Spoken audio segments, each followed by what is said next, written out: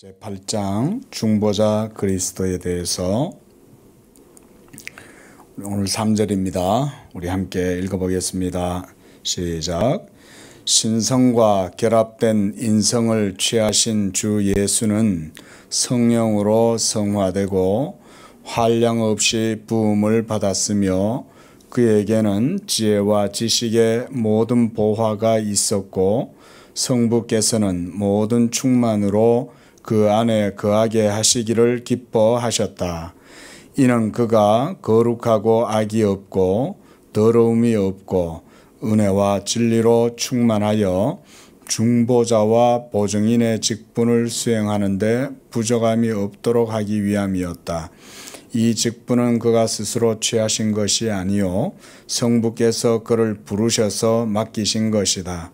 성부께서는 모든 권세와 심판을 그의 손에 맡기시고 그것을 수행하도록 명령하셨다. 아멘.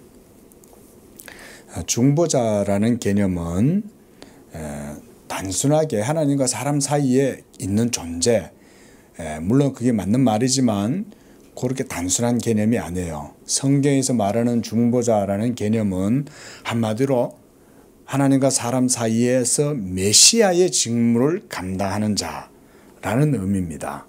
우리가 메시아, 이게 신약에서는 크리스토스, 그리스도라는 말과 같습니다. 구약의 메사이아라고 하면 신약에는 크리스토스, 이 똑같은 말이에요. 기름 부음을 받았다 이 말입니다. 그런데 기름을 부음받은 이 존재, 이 중보자 예수 그리스도의 기원은 만세 전부터 있었어요. 하나님이 세상을 창조하시기 전부터 삼위일체 하나님 가운데 예수님은 몇이시죠? 제2위이시죠. 그렇죠?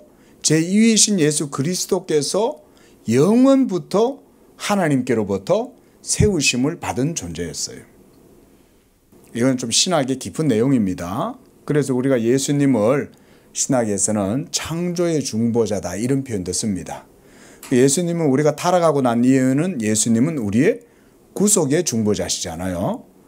그런데 하나님께서 세계를 창조하실 때에는 하나님의 말씀으로 세계를 지었기 때문에 그 예수 그리스도가 바로 말씀이시잖아요. 태초에 말씀이 계시니라. 이 말씀이 하나님과 함께 계셨으니 이 말씀은 바로 하나님이시니라 그랬잖아요.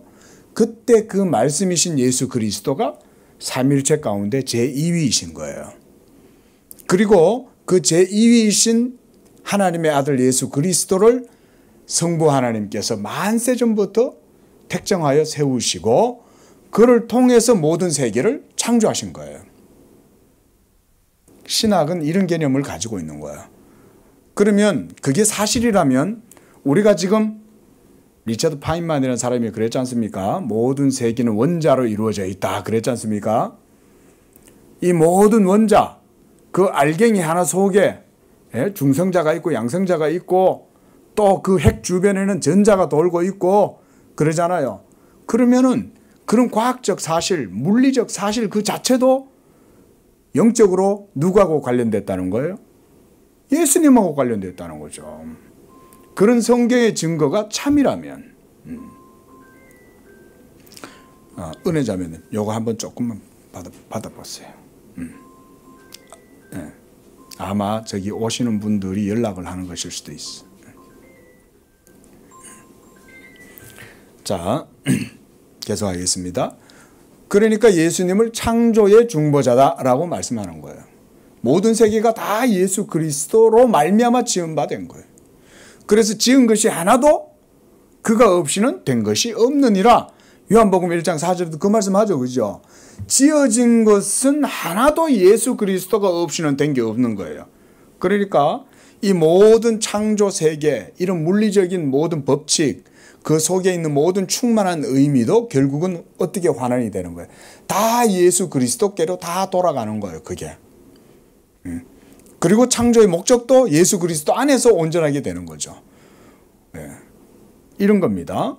그런데 이제 타락 이후에 우리를 구원하시는 것도 바로 제2위이신 예수 그리스도께서 성육신 하심으로 그 말씀이 육신이 되시고 그 육신이 되신 말씀을 통해서 우리의 죽은 영혼에 생명을 주시는 거예요. 이게 바로 구속의 중보자 그리스도라고 말하는 거예요. 이런 것이 우리가 말하자면 중보자 예수 그리스도에 대한 신학적인 이해예요. 그러니까 3절에서 보면 그가 신성과 결합된 인성을 취하신 그러잖아요. 이 신성은 제2위이신 홀로거스, 말씀이죠. 그 말씀의 신성이 인성과 결합되었다 이렇게 말해요. 여기서 번역을 결합됐다 이렇게 얘기한 거죠. 연합된 거죠. 그렇죠? 그래서 신성과 인성이 한 인격 안에 연합되어 됨으로써 그 예수는 이제 성령으로 성화가 되었다. 아니 하나님의 아들 신성을 가지신 분인데 성령으로 성화되실 필요가 있어요? 왜 성령으로 성화되셨을까요? 인성을 가지셨기 때문에 그런 거예요. 그래서 예수님이 하신 모든 사역도 보면 성령으로 행하시는 거예요. 예수님이 공생의 모든 사역들을 행하실 때도 보면 그가 성령을 힘입어 모든 사역을 하셨다 그래요. 아니 하나님의 아들이고 그분 자신이 하나님인데 뭘 성령을 힘입을 필요가 뭐가 있겠어요. 그런데 그가 인성을 취하셨으므로 성령으로 성화되었다 그 말인 거예요. 한량없이 부음을 받았다는 말은 하나님 아버지께서 자기의 아들 그리스도의 그 위격 위에다가 인격 위에다가 성령을 한량없이 부어주셨다 그 말입니다. 그러니까 예수님의 모든 사역은 하나하나가 다 진리에 기인해서 근거해서 모든 사역을 하실 수가 있는 거예요. 이거 잘 기억하셔야 됩니다. 우리의 구원을 위한 공식을 이루실 때 성육신이 모든 것에 토된 거예요. 그리고 그 공식은 성육신 하신 예수 그리스도가 모든 하나님의 의를 완전하게 성취하는 거예요. 그래야 공식이 성립이 되는 거예요. 그러면 이 공식이 온전하게 이루어지려면 완벽하게 하나님의 말씀대로 행해야 되잖아요. 어떻게 육신을 가지신 그리스도가 하나님의 법을 완벽하게 성취할 수 있겠어요? 성령을 힘입어서 행하시게 된 거예요. 이해되시죠? 성령으로 하시니까 예수님의 인성으로 그가 중보자의 연합된 위격 가운데 있지만 그가 성령을 힘입어서 하나님의 모든 뜻을 행하실 수가 있었던 거예요. 그럼 우리는 어떻게 했어요? 우리가 오전에 시간이 없으니까 이 말까지 다 할 수는 없지만 우리도 믿음 생활할 때 당연히 성령을 힘입어서 그렇게 할 수밖에 없는 거죠. 하나님의 아들, 죄 없으신 그분도 성령을 힘입어서 하나님의 모든 뜻을 이루었다면 우리가 믿음으로 살아갈 때 우리들도 성령이 없이는 불가능한 거죠. 자, 그런 말씀입니다. 그래서 그에게는 지혜와 지식의 모든 보화가 있다. 이 말은 성육신하신 그리스도의 인격을 지칭하는 겁니다. 물론 성육신 하시기 전에 영원 가운데 계신 제2위이신 로고스 하나님도 지혜와 지식이 충만해요. 그러나 여기서 말하는 골로새서 2장 3절에서 그에게는 지혜와 지식이 충만하다는 말은 성육신하신 예수 그리스도의 인격에서 드러나는 지혜와 지식을 말해요. 이해되시죠? 그래서 사도 요한도 요한복음 1장 14절에 우리가 그의 영광을 보니 아버지의 독생자의 영광이요 은혜와 진리가 충만하더라. 그럴 때 그것은 성육신 하신 예수 그리스도의 인격에서 나오는 거예요. 그렇죠? 그리고 그는 하나님께서는 모든 충만으로 그의 안에 거하기를 기뻐하셨고 그가 거룩하고 악이 없고 더러움 없고 은혜와 진리로 충만하여 중보자와 보증인의 직분을 수행하는데 부족함이 없도록 하시기 위함이었다. 하나님과 사람 사이에서 그런 막중한 일을 감당하시려면 바로 이런 중보자여야 되는 거예요. 그렇죠? 평범한 인간 예수로만은 안 돼요. 그가 사람이시긴 해야 되지만 또한 그에게는 신성이 있어야 돼요. 그리고 신성만 있었어도 안 돼요. 그러면 우리를 위하여 피를 못 흘리잖아요. 예? 십자가에 달리신 하나님이라 그러잖아요. 하나님이 자기 피로 교회를 값주고 사셨다 그랬는데 하나님이 자기 피가 어디 있어요? 하나님이 피가 어디 있어요? 근데 성경은 뭐라 그래요? 하나님이 자기 피로 자기 교회를 사셨다고 그러잖아요. 그 하나님이 누구시겠어요? 바로 십자가에 달리신 중보자 예수 그리스도를 얘기하는 거예요. 그리고 이 직분은 그가 스스로 취하신 것이 아니요, 바로 하나님 아버지께서 그에게 불러서 맡기신 것이다. 이게 바로 만세전에 하나님께서 자기의 아들을 그와 같이 세우셨다, 그 말인 거예요.